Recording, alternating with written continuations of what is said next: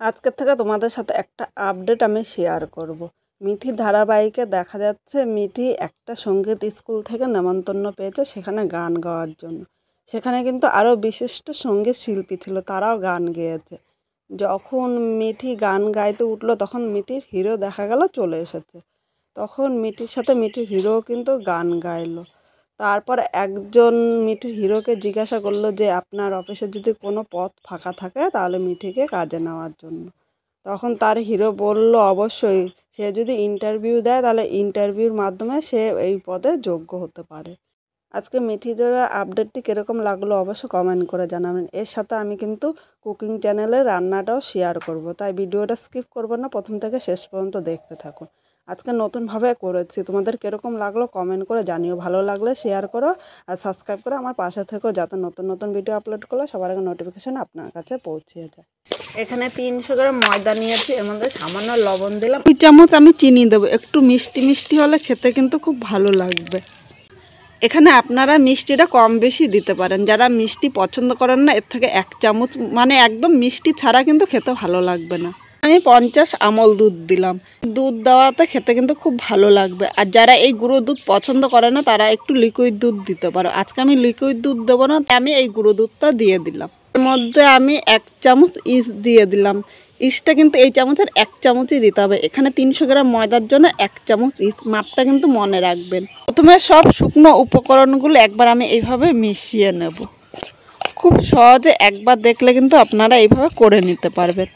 সব শুকনো উপকরণগুলো এখানে মেশানো হয়ে গিয়েছে। এবার এই জায়গায় আমি 50 গ্রাম সাদা তেল দিয়ে দিলাম। তেলটা ময়দার সাথে ভালো করে ময়ম দিয়ে নিচ্ছি। একটু সময় ধরে ময়মটা কিন্তু দিতে হবে, আর ময়মটা সুন্দর হলে এই রুটিটাও কিন্তু খুব সুন্দর ফুলবে। ময়দাটা ময়ম দেওয়া হয়ে গিয়েছে, আর ময়মটা পারফেক্ট হয়েছে কীভাবে বুঝবেন? এরকম হাতে মুঠ করে নিলে দেখুন মুঠটা কিন্তু খুব সুন্দরভাবে ভেঙে যাচ্ছে না। আর আমি হাত দিয়ে এইভাবে করলে কিন্তু ময়দাটা গুঁড়ো গুঁড়ো হয়ে ভেঙে যাচ্ছে, মানে ময়দার ময়মটা একদম পারফেক্টভাবে হয়েছে। উষ্ণ গরম জল নিলাম, অল্প অল্প জল দিয়ে আমি এই ময়দাটা মেখে নেব। আমি ময়দাটা কিন্তু খুব বেশি শক্ত করব না, একটু নরম করে ময়দাটা মেখে নিতে হবে। আর একবার একটুখানি জল দিয়ে দিলাম। স্বামী যখন রাগ করবে এইভাবে রুটিটা করে দিলে কিন্তু স্বামীর রাগ 1 সেকেন্ডে ভেঙে যাবে। আর খুব অল্প উপকরণে আপনারা করে নিতে পারেন। বাজার থেকে আনলে এটার দাম 150 টাকা পড়বে, বাড়িতে কিন্তু মাত্র 15 থেকে 20 টাকা খরচা পড়বে। খুব সহজে একবার দেখলেই করে নিতে পারে।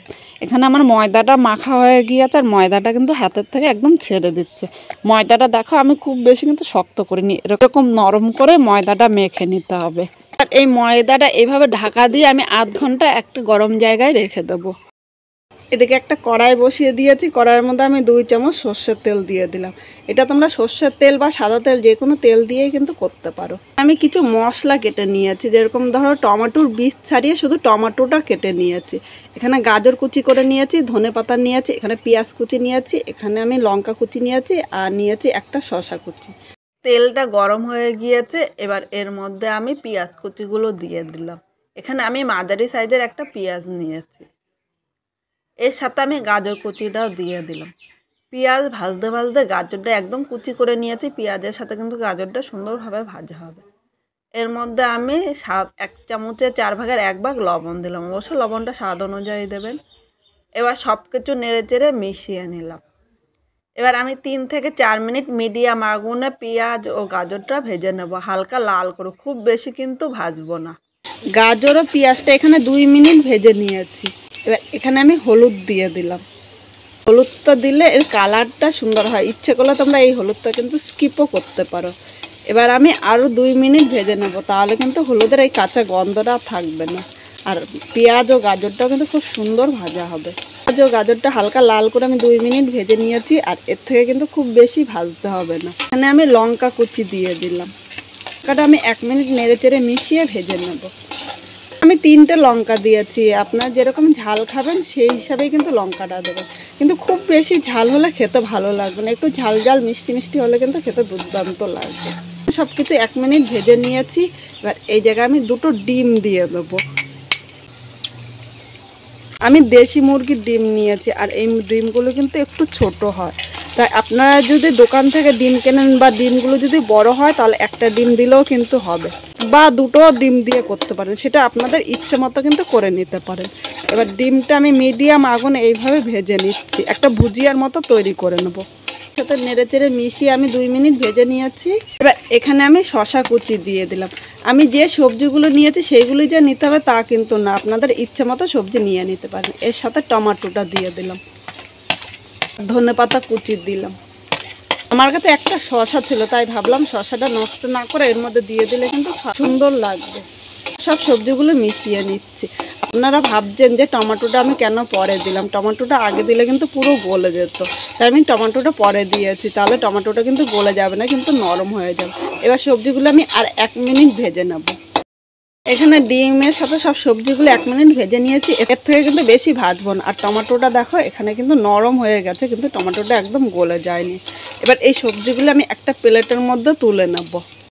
এখানে ডিমের ভুজিয়াটা তুলে নিয়েছি। আমি এইভাবে ডিমটা ভেজে নিয়েছি, তোমরা ইচ্ছে করলে কিন্তু ডিমটা সব সবজি দিয়ে মামলেট করেও ভেজে নিতে পারো।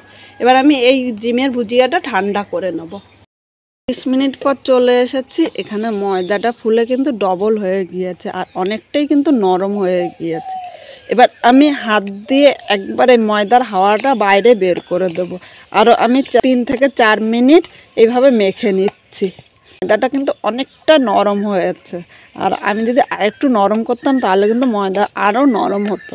আমার সাথে সময় কম তাই আমি 30 মিনিট রেখেছি। তোমাদের কাছে যদি একটু সময় বেশি থাকে তাহলে 1 ঘন্টা কিন্তু রেখে দেবে। এটা যত রাখবে ময়দাটা কিন্তু ততই ফুলবে। ময়দাটা আমি 3 মিনিট মেখে নিয়েছি। এবার একটা আমি এরকম বেলনি নিয়ে নিলাম, এর মধ্যে আমি ময়দাটা নিয়ে নিলাম। ময়দাটা এর মধ্যে আমি একটু গোল করে নেবো। এখানে ময়দাটা গোল করে নিয়েছি, আর ময়াম দেওয়ার সময় অনেকটাই তেল দিয়েছিলাম, তাই এখানে কিন্তু আলাদা করে তেল বা আমি ময়দা নেব না বেলার জন্য। ইচ্ছে করলে তোমরা এই জায়গায় একটু তেল বা ময়দা নিতে পারো। বেলনি দিয়ে একটুখানি আমি রুটির মতো বেলে নেব, বেশি কিন্তু আমি বড় করব না।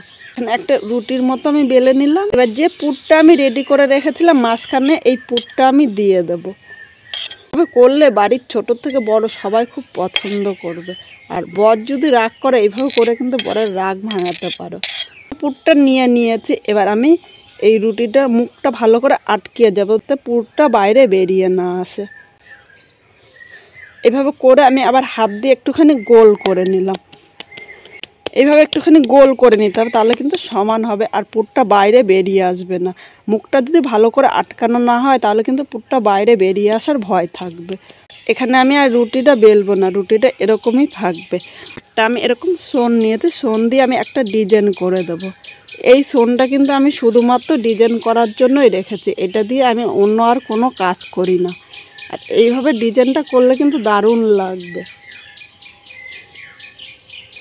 চায়না রুটি একটু দেখতে কিন্তু সুন্দর হয়, তার জন্য এই ডিজাইনটা করা হয়েছে। তোমরা ইচ্ছে করলে এই ডিজাইনটা কিন্তু স্কিপও করতে পারো, কিন্তু একটু ডিজাইন করলে দারুণ লাগে দেখতে। এবার আমি এরকম লম্বা করে দিলাম। রুটিটার এই চারিপাশ দিয়ে এইভাবে আমি করে নিলাম। আমি যদি আটাটা আগের থেকে মেখে রাখি তাহলে এই রুটিটা করতে কিন্তু খুব বেশি টাইম লাগবে না, অল্প সময়ে করে নিতে পারবে। বাইরে অর্ডার না করে বাড়িতে যে এত সুন্দরভাবে করা যায়, খেতে কিন্তু দারুণ লাগে। পুরো রুটিটা এইভাবে ডিজাইন করে নিয়েছি। দেখো রুটিটা দেখতে কিন্তু দুর্দান্ত লাগছে। এখানে আমি একটা ছিদ্রযুক্ত থালা নিয়ে নিয়েছি, এর মধ্যে আগের থেকে আমি তেল মাখিয়ে নিয়েছি। এবার এর উপর দিয়ে আমি রুটিটা দিয়ে দিলাম। আর রুটিটা আমি কিন্তু খুব বেশি বড় করে নিই, কারণ রুটিটা কিন্তু অনেকটাই ফুলবে। এখানে একটা কড়াই বসিয়ে দিয়েছি, কড়াইটা ফুল ইটে গরম করে নিয়েছি। প্রথমে কিন্তু কড়াইটা ভালো করে গরম করে নিতে হবে। এবার আমি যে রুটিটা তৈরি করে রেখেছিলাম সেই রুটিটা আমি এখানে থালাটা বসিয়ে দিলাম কড়াইয়ের উপরে। আর খুব সাবধানে বসাতে হবে, কারণ কড়াইটা কিন্তু অনেকটাই গরম। থালাটা একদম সেট করে বসিয়ে দিয়েছি। এবার আমি একটা ঢাকনা দিয়ে দিলাম যাতে ভেতরে বাষ্পটা বাইরে বেরিয়ে না আসে। আর ঢাকনার একটা ছিদ্র আছে, এই ছিদ্রটা আমি একটা কাগজ দিয়ে বন্ধ করে দিলাম, নাহলে কিন্তু ভেতরে বাষ্পটা বাইরে বেরিয়ে আসবে। এবার মিডিয়াম আগুনে আমি 10 মিনিট এইভাবেই রেখে দেবো। খুব জোরে কিন্তু এখন আগুনটা দিতে যাবে না, মিডিয়াম টু লো করে 10 মিনিট আমি রেখে দিচ্ছি। এটা 10 মিনিট পর চলে এসেছি। এবার আমি ঢাকনিটা তুলে নিলাম। এখানে রুটিটা হয়ে গিয়েছে আর নরম হয়েছে। চায়না রুটি কিন্তু এরকমই সুন্দর হয়, তাই রুটিটা কিন্তু সাদাই রাখলাম। আমি আর অন্য কালার করলাম না, মানে উপর দিয়ে আর ভাজলাম না। তাহলে ভাজলে কিন্তু চায়না রুটির মতো লাগবে না দেখতে। আর এই রুটি দেখতে যেরকম সুন্দর, খেতেও কিন্তু দুর্দান্ত হয়। এবার আমি এখন গ্যাসের আগুনটা বন্ধ করে দিলাম। গ্যাসের আগুন বন্ধ করে থালাটা আমি নামিয়ে নিলাম। এবার থালাটা আমি 5 মিনিট ঠান্ডা করে নেবো, কারণ গরম গরম কিন্তু ধরা যাবে না। রুটিটা 5 মিনিট ঠান্ডা করে নিয়েছি। দেখো আমি থালা কিন্তু এখন ধরতে পারছি। এবার এরকম একটা প্লেট নিয়ে নিলাম, এর মধ্যে আমি রুটিটা নামিয়ে নিলাম। রুটিটা কিন্তু অনেকটা নরম আর সফট হয়েছে। এইভাবে করে দিলে কিন্তু খুব পছন্দ করবে। আর আমি রুটিটা কেটে নিচ্ছি। মাত্র 20 টাকা খরচা করে এই চায়না রুটিটা কিন্তু বাড়িতে করে নিতে পারবে। আর এইভাবে করলে বাড়ির সবাই কিন্তু খুব খুশি হবে। বাজার থেকে কিনতে গেলে কিন্তু 150 থেকে 200 টাকা দাম নেবে। খুব সহজে একবার দেখলে করে নিতে পারবে। রুটিটা কেটে নিয়েছে, একটা রুটি তোমাদের দেখাচ্ছে। দেখো রুটিটা কত সুন্দর হয়েছে, আর ভেতরে পুরটা কিন্তু দারুণ লাগছে দেখতে। আর রুটিটা খুব সুন্দর ফুলেছে। এভাবে করে দিলে বাড়ির সবাই কিন্তু খুব পছন্দ করবে।